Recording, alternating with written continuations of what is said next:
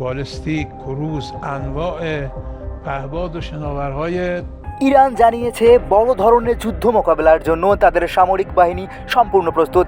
প্রয়োজনে দীর্ঘ সময় ধরে যুদ্ধ চালিয়ে যাওয়ার সামর্থ্য তাদের রয়েছে।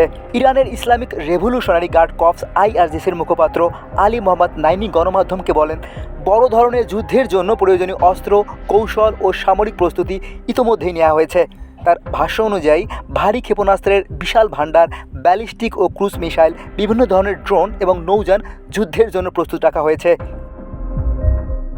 তিনি আরও বলেন, ইরানের শক্তিশালী সশস্ত্র বাহিনী অন্তত 6 মাস ধরে পূর্ণাঙ্গ যুদ্ধ পরিচালনা করার সক্ষমতা রাখে। নাইনি দাবি করেন, এই যুদ্ধে এখন পর্যন্ত যেসব ক্ষেপণাস্ত্র ব্যবহার করা হয়েছে সেগুলোর বেশিরভাগই প্রথম ও দ্বিতীয় প্রজন্মের। এগুলো মূলত 2012 থেকে 2013 সালের মধ্যে তৈরি করা। তার মতে গত এক দশকে তৈরি করা উন্নত ক্ষেপণাস্ত্র এখনও ব্যবহারই করা হয়নি।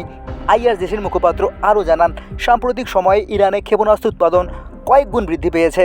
তিনি বলেন, বিগত 12 দিনের যুদ্ধ এবং রমজান যুদ্ধ এর মধ্যবর্তী সময়ে কয়েক বছরের সমপরিমাণ ক্ষেপণাস্ত্র তৈরি করা হয়েছে। তার এই মন্তব্য মধ্যপ্রাচ্যে চলমান উত্তেজনার প্রেক্ষাপটে ইরানের সামরিক সক্ষমতা নিয়ে নতুন করে আলোচনার জন্ম দিয়েছে।